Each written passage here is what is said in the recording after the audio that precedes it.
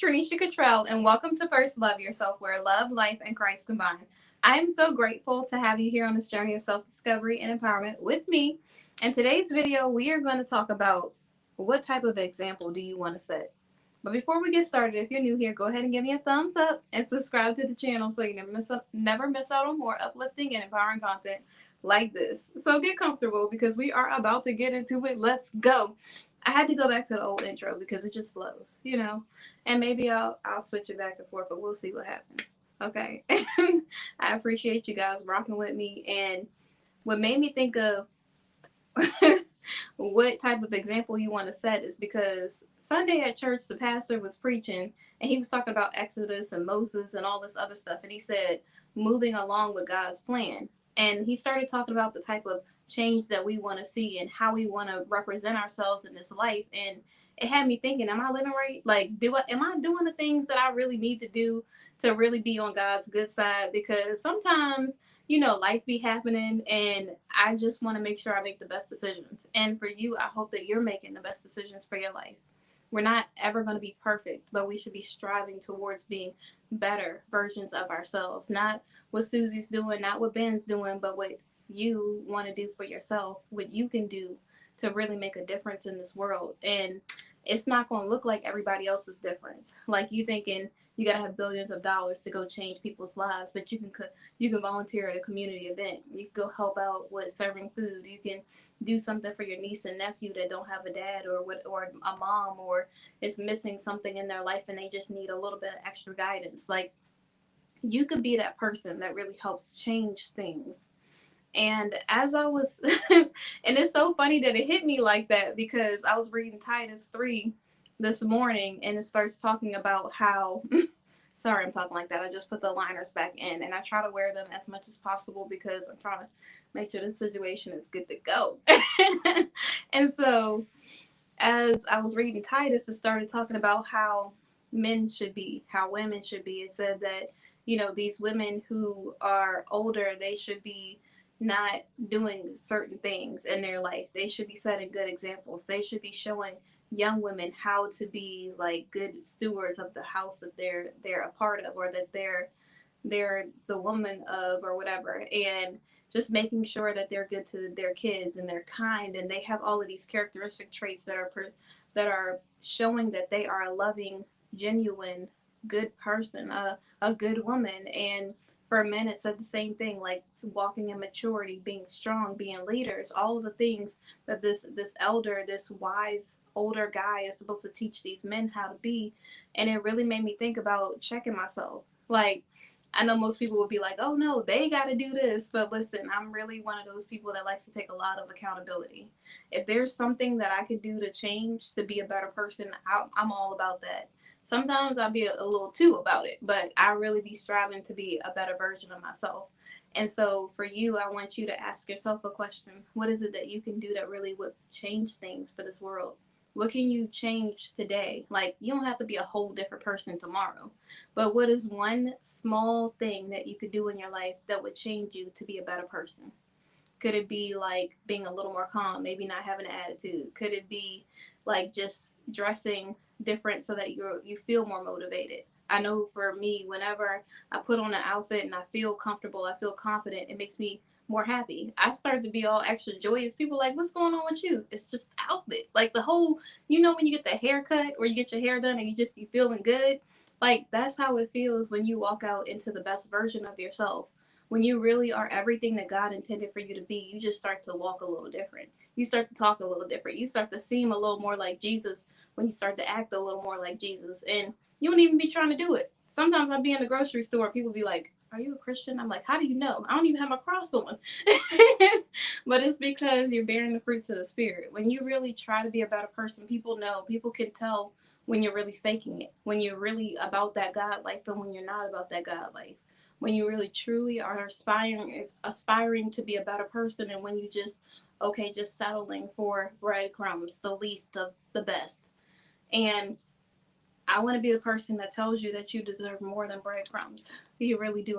You really do. You deserve to be fed on bread, on the bread of life.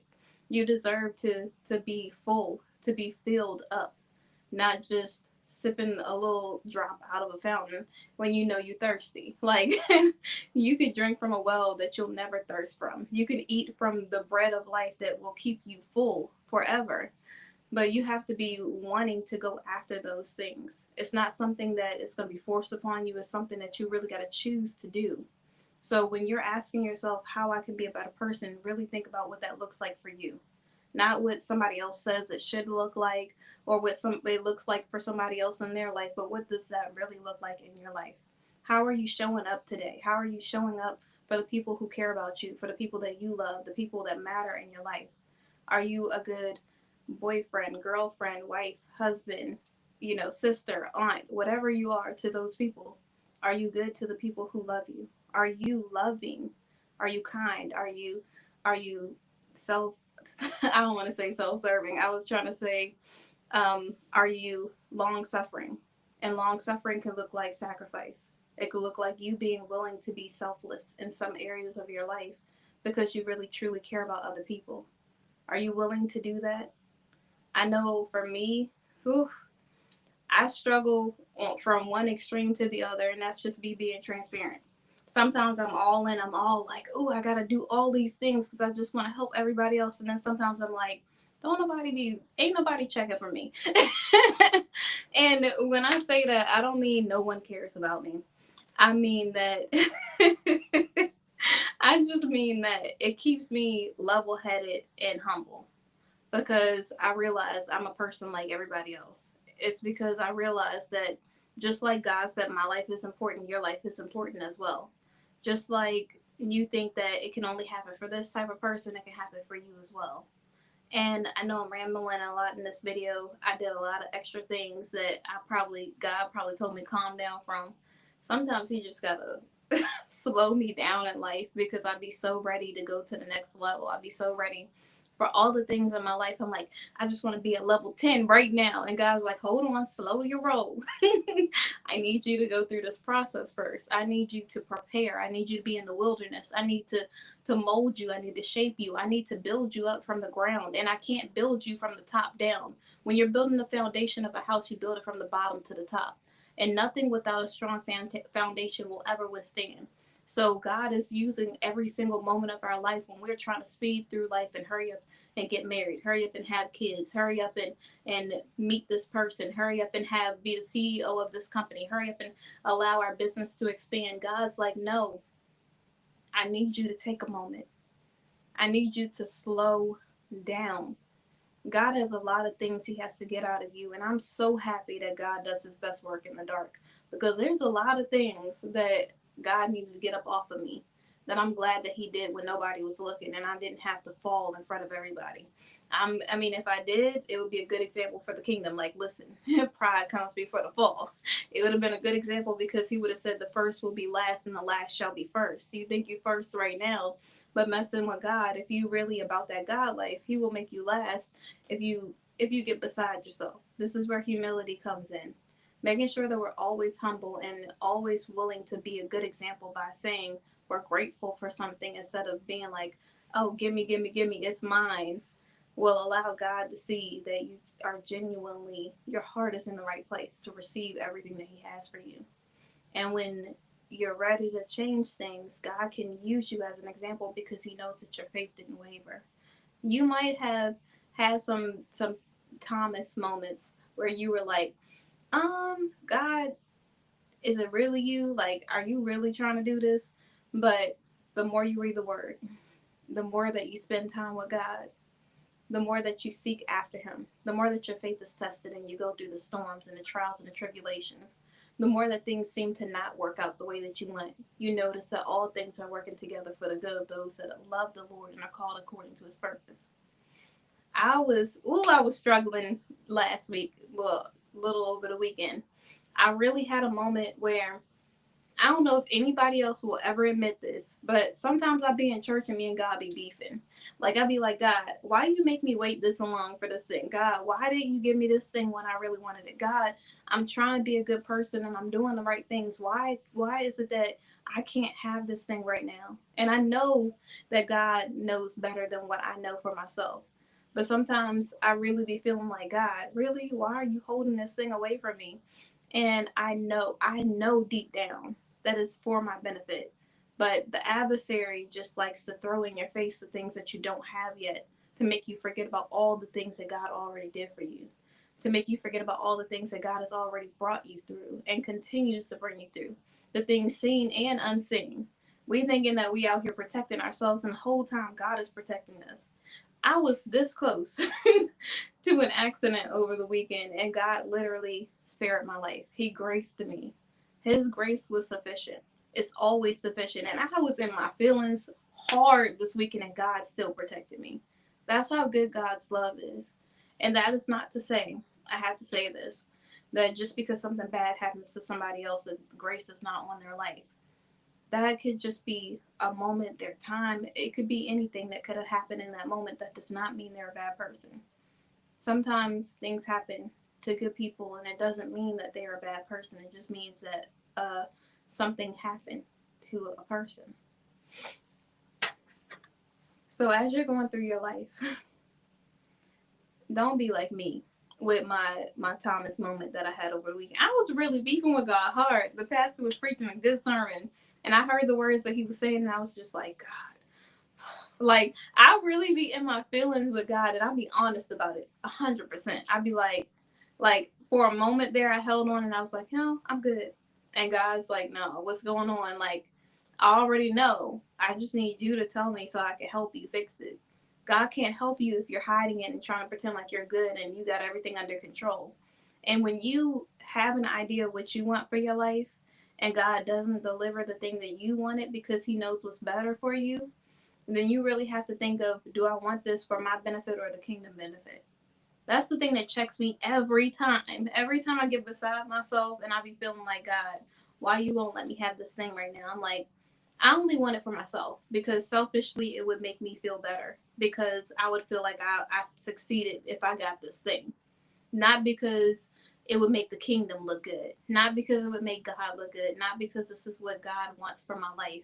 And that right there humbles me real fast. I'm like, oof, okay, all right, Jesus. I see why you wouldn't give it to me because I don't need it right now. Like, obviously, the way my heart is set up and the way I'm thinking about this is not very Christ like. This is not, I'm not in the right heart posture to receive any of the blessings that you're trying to give me, especially the things that I'm asking for in the right way. So, when you are thinking about changing, I need you to ask yourself, is this benefiting you or the kingdom? And I know there's gonna be that person. Oh, we not trying to be all into the semantics and all of that. But I know there's gonna be that one person that's like, but all things are working together for the good of those that love the Lord. Yes, it's true, Sally. It is true. All things are working together for the good of those that love the Lord. I'm just saying that sometimes when we get a little selfish, when we get a little fleshly, when we get a little humanized, we start to think about the things that we want and over the things that God wants for our life because it seems beneficial at the moment. Because it seems like it will be something that we really, really should have. Because everybody else get married. We feel like we need to be married. And you're not ready for marriage. You don't even love yourself. Or you do love yourself and you so selfish you're not ready to share your life with anybody else. Like, you really got to think about why you really want this thing. Are you really willing to be selfless? Because if you're only going to be selfish, you probably should be by yourself. If you are the type of person that wants to be CEO and you're not a good employee, why do you want to be CEO? You reap what you sow. So start learning how to be a good employee first and then go be a great CEO, because you can do it. You just have to make sure your heart is set up right. Your heart posture is good, it's pure, it's kind, it's everything that is all of God. It's love. You're leading with love. The pastor said something on Sunday that really like touched my soul. I said, "Oh snap!" You can tell how old I am by me saying "oh snap." But he said that if you are leading with love, nothing is impossible. I want to leave that with you. And no matter what you're going through, no matter what you're facing in life, always know that if you're leading with love, nothing is impossible. I'm not saying you go do something that's selfishly for you and think that, oh, nothing's impossible because God's will give me what I want. No, Nothing is impossible that God puts his hand on. Nothing is impossible that you are going after, that you have gotten instruction from God on, that he told you this is what he wants you to do.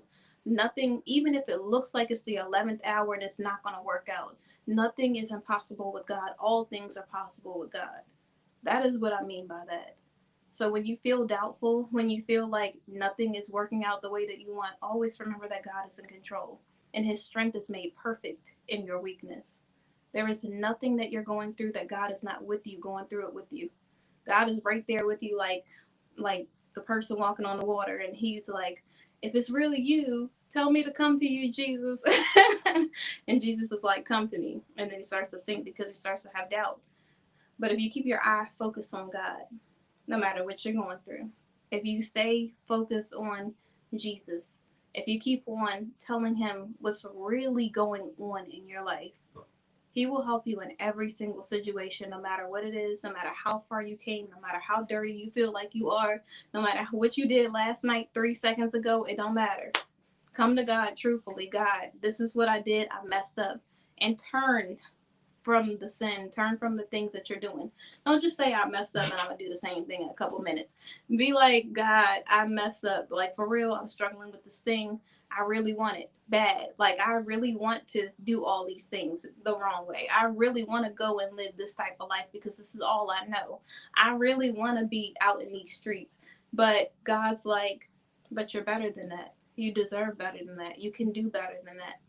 And that is when you turn to God and you say, God, I really am struggling with this thing. I need you. I cannot do this without you. I don't want that thing to be the thing that I always go back to. And you intentionally try to walk towards doing the right thing. And you ask for the strength of God to make you strong in your weakness so that you can continue to be a better person. That is how you will continue to succeed. And I'm not saying you'll be perfect, but you will be better. You will be the best version of yourself because you decided to lean on God instead of yourself. Lean not on your own understanding. In all of your ways, acknowledge him, and he will direct your paths. There's nothing that God can't do in your life. God is incredible. He is Jehovah everything. I was going to break down all the things, Jehovah Rapha. I was going to say Jehovah Jireh. You know, everybody knows Jehovah Jireh, my provider. And it's not just about providing finances. It's about providing your right mind. It's about providing a substance in your life, sustenance in your life. It's about providing sound doctrine. It's about providing the bread of life. It's about providing water so that you never thirst again. It's about providing all of the things that you feel like you're missing in your life. The thing that you was looking for in a guy when you were in a relationship, the thing that you was looking for in a job and a title is the things that God will fulfill you with. So you won't need to seek a title to feel full. You won't need to seek a man to feel full or a woman to feel full.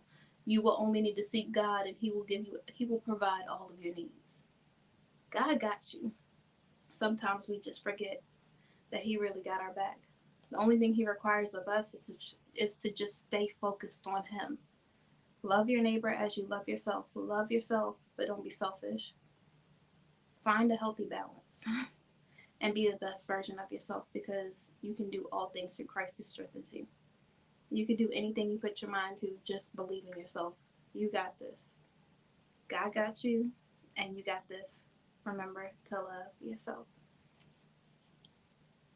Bye.